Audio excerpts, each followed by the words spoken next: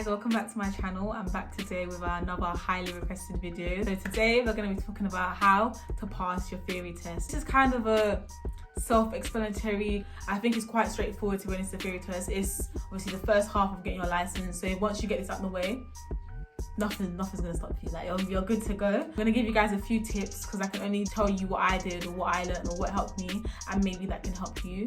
Again, like my other videos, I've written this down in note form, and if you do want these notes, you can message me on any of my socials, Instagram, Snapchat, Twitter. I will answer and I will send them to you. A lot of you have been reaching out to me and I have been sending you my notes. Any questions you guys have, I'll try and answer them to the best of my ability. First tip I would say is to book your theory test within a reasonable time of you starting to learn the content or the topics that will be in the theory test. I would say you should start revising about 2 to 3 weeks before your test. Obviously now we're in a pandemic, we're at home, no one, DVLA are not doing any tests. So you can start learning from now, the earlier the better. But if you're busy doing other stuff now and you can't learn yet, or you're not in the process to learn yet, I would say you should book your test within 2 to 3 weeks from when you start learning, so that it's fresh in your mind and you have enough time to learn topics, because there's a lot, guys. There is a lot.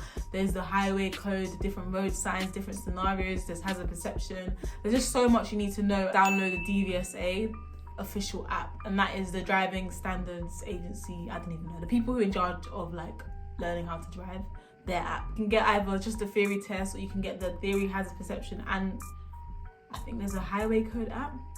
There's a bundle. I got the all free bundle. I paid like $9.99 for it on the app store, something like that. I would recommend that. I think that is the best app. There's other apps, but there are other apps, so different companies and different copies, whereas the DVSA is the original company that you'll be sitting the theory test for. So it just makes sense to use the app, because obviously the information they have on their app is going to be the same information in the test. When you download the app, you might open it, you're going to see loads and loads of different columns and sections and topics. It's quite scary. There's a lot of stuff you need to know, and it's like, how am I going to take all this information in? Which is why I say you should book the tests within 2 to 3 weeks so you can process all that information. I would say to start off slowly, to learn slowly. So maybe week 1, learn this amount of topics. Week 2, learn this amount of topics. Or you can do it daily. Maybe each day for an hour, maybe just an hour of your day, even 30 minutes of your day. Do 1 topic a day. And you slowly progress. And I would also say, once you do a topic on the app, you should do a mock test to see if you understood the topic and if you've taken in what you've read, because who wants to sit and read all day? Like, it's so boring. Like, I'm just thinking back now to when I was doing my theory learning. It was so boring, but I was like, I gotta do this because I need to get to the next step so I can get my license. And here we are today. If you start from now, you have plenty of time from when we're allowed out. I don't know when it will be free us. Soon touch outside. Learn it slowly. Do the mock test after you've learnt the topic so you can see and recap. And if you don't understand or you didn't understand, you can go back and continue reading until you get it too. Because I think every time you do a test, when you complete a mock test for that section, you get like a tick, like a green tick. If my memory is correct, because it's been a while. In your theory test, there's 2 sections to the test. So the section 1 is a multiple choice, which there's 50 questions. And in those 50 questions, based on everything you learn on the app, and about driving, and about the highway code, and about road signs, and about different scenarios, they just ask a lot of stuff, and you're just thinking, do I really need to know this? Yes and no. I mean, for the test and for your learning, you do need to know, but I can promise you now, if DVLA called me and said, Rahima, can you do the theory test again? I'll have to look at them like, the what? Because I don't remember. And I was learning for my theory test, and which I did before my practical, before to even start learning how to drive. It helped because whilst I was doing lessons with my instructor, he used to like to ask me questions like, do you know what that sign is? Whilst he didn't teach me any of the theories, but because I knew it, I could answer the question. These instructors, they don't really like teach you. Like, I was thinking, when is this man gonna teach me how to like my theory? So don't depend on your instructors to teach you about the theory. It's better for you to do it yourself, because they're more focused on the practical side of things. To pass the multiple choice section, you need to get 43 out of 50, and I got 49 out of 50 in my theory test.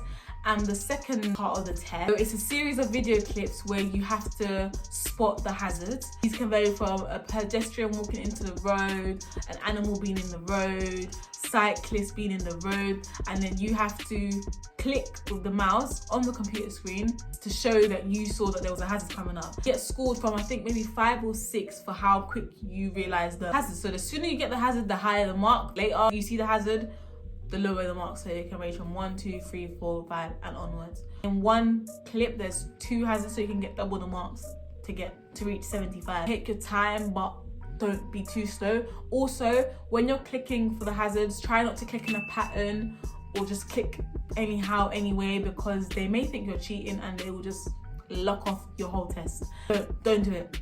Don't make that mistake. Pass the hazard perception, you need to get 44 out of 75. So the gap between the total and what you need to get is more lenient. Compared to the multiple choice, you can only get 7 answers wrong. With hazard perception, I think for me, it was one thing I struggled on. Like when I was learning and doing the mock test on my phone, I was just passing. Like I was getting through the questions easily. Once you've learned all the content, there's mock tests for the real exam. You have 57 minutes to complete the multiple choice, which I think is quite a long time. Like on the app, you can practice the whole multiple choice section in time conditions. And I would say, guys, another top tip is to pay attention for the answers you get wrong. It's all right to get answers wrong. If you're learning, you have to make mistakes now, not in the test. So continue practicing and practicing. All I can say to you guys is practice.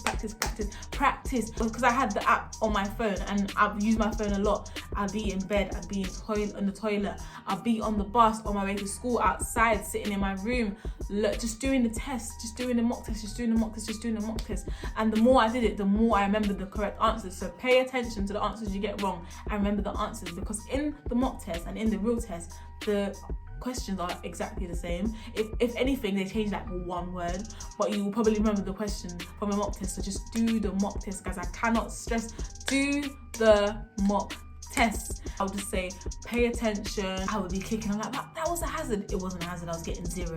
And you don't want to get 0 because you're lessening your chance of getting towards the pass mark. What helped me was that my dad had a CD that I put into my laptop, because compared to a mobile phone screen and a laptop or computer screen, it's different. And in the actual exam, you're going to be sitting at a computer like how I'm sitting now, blocked off away from everyone on the computer. So I had to practice that on a larger screen, and it really helped. I don't know where my dad got the CD from. I might try to find one for you guys on Amazon. It's not, you don't actually need it, it's not necessary, but it's something that helps me, so why not try and see if it'll help you? Because I think multiple choice is quite easy. Like they give you some of the answers, you just have to click which one it is. So you do, process of elimination, what you've seen, what you haven't seen, what makes sense, what doesn't make sense. As a video is you, there's no answer. You have to click it. You're in control. If you don't click anything, you're not getting a mark. On the day, all you have to do is take your provisional, I think, and maybe the letter or email that they sent you to say that you can come and do your test, and then they let you put your stuff in a locker, so you can't have no belongings on you, no phone, no bag, nothing. They check you for any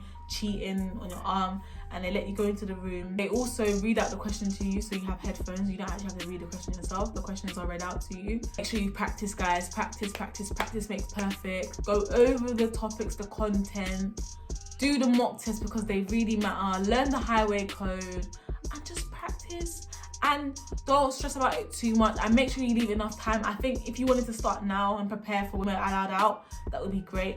But again, you might learn now for 2 weeks and then you might not book it for another 5 weeks. So maybe close to the time, look at what dates are available, then start to download the app and practice. The app literally tells you what answers you got wrong. It tells you how long you took. If you're a person who starts to get all the answers right, maybe you can try and see how quick you can finish the exam. I used to do the test in like 25 minutes and I've got 57 minutes. So you don't want to rush, but if you can do it quicker, the quicker you can do it, the sooner you can move on to hazard perception, the faster you can get out of the test center, because it's quite scary. There's other people in the test center as well doing their test, but everyone's locked up, everyone's wearing headphones, so you can't talk to anyone, you can't cheat. Good luck if you're doing your theory test, good luck if you're doing your practical test. I hope you enjoyed these few tips, quite self-explanatory. Different people may take information differently. For me, what helped was using my phone as something I use and go on a lot. So instead of going on Twitter for an hour or Snapchat for an hour, or watching YouTube for an hour or Netflix, learn your theory, revise, and soon you'll be on the road. As soon as you get that out of the way, you can put that, what you learned in your theory, into learning how to drive, into your practical, knowing what different signs mean. If you need a note form of what I've written down, message me across all my social media, Instagram, Snapchat, Twitter, and I'll send it to you. Thank you guys for watching. Make sure you like, comment, and subscribe, and see you.